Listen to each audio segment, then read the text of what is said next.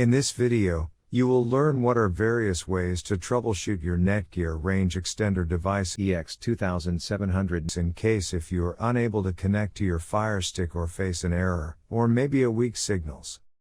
The first thing that you can do is try rebooting your Netgear Range Extender and your router. Second, if this does not solve the problem, then try factory resetting your Netgear Range Extender. Or set up your Netgear Range Extender again.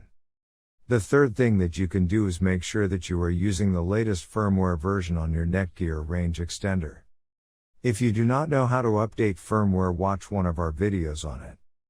In case if you are still facing any issue with your Netgear Range Extender device, get in touch with our Netgear Range Extender experts for instant solutions.